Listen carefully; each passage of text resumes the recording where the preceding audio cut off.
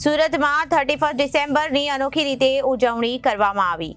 વહેલી સવારે સામૂહિક હનુમાન ચાલીસાના પાઠ કરાયા અને પરમ સુખ ગુરુકુળ સ્કૂલ દ્વારા હનુમાન ચાલીસાના પાઠ કરી વર્ષના છેલ્લા દિવસની ઉજવણી કરવામાં આવી।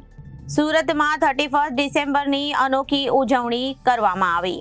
વહેલી સવારે સામૂહિક હનુમાન ચાલીસાના પાઠ કરવામાં આવ્યા। પરમ સુખ ગુરુકુળ સ્કૂલ દ્વારા હનુમાન ચાલીસાના પાઠ કરી વર્ષના છેલ્લા દિવસની ઉજવણી કરવામાં આવી હતી।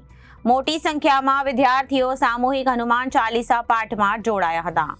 હિન્દુ સંસ્કૃતિને જાળવી રાખવા આયોજન કરવામાં આવ્યું હતું। મારું નામ રોહિત જસાણી, શ્રી સ્વામિનારાયણ પરમ સુખ ગુરુકુળ કેમ્પસની અંદર હું એઝ અ કેમ્પસ ડિરેક્ટર તરીકે ફરજ બજાવું છું।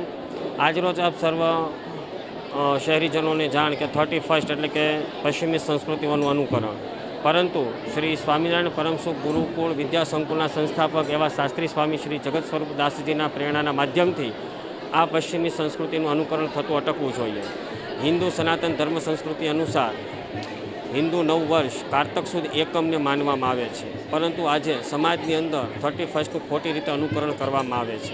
શ્રી સ્વામિનારાયણ પરમ સુખ ગુરુકુળ કેમ્પસની અંદર આજરોજ વિદ્યાર્થીઓ દ્વારા આ સંસ્કૃતિને અપનાવવામાં આવશે નહીં, તેમજ આ સંસ્કૃતિનું અનુકરણ કરવામાં આવશે નહીં તે હેતુથી શાળાના તમામ વિદ્યાર્થી મિત્રોએ આજરોજ 11 હનુમાન ચાલીસાના પાઠનું પઠન કરવામાં આવ્યું હતું।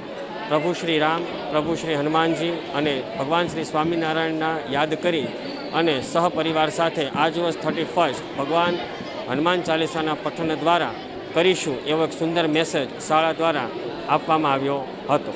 Reporter Arvind Rathod, Janadesh news, Surat.